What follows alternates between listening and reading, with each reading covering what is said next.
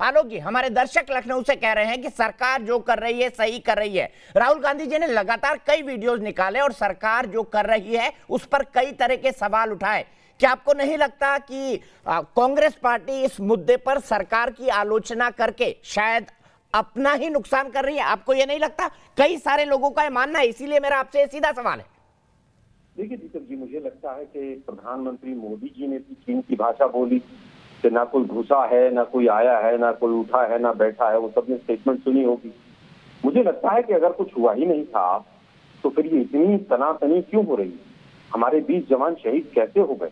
पहले मोदी साहब ने चीन की भाषा बोली, फिर बीजेपी ने मोदी साहब की भाषा बोली, फिर उसके बाद मीडिया के एक वर्ग ने बोली।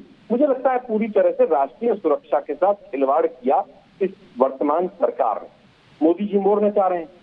आप देखिए 19 जून को ऑल पार्टी मीटिंग में स्टेटमेंट आती है, लेकिन उससे पहले 17 जून को फाइनेंस मिनिस्टर गलवान घाटी में कब्जा है ये लिखित में कहते हैं।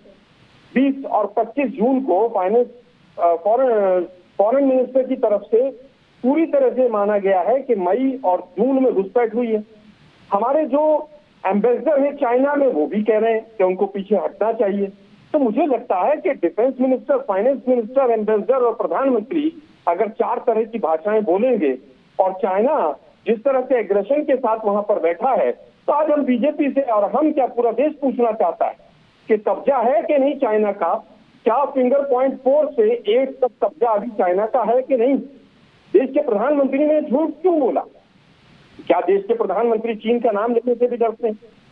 4 से 8 फिंगर तक जो वहां पर कब्जा हुआ है और तमाम जो सैटेलाइट इमेजेस आ रही हैं उससे जो दिखाई दे रहा है भारत सरकार की क्या रणनीति।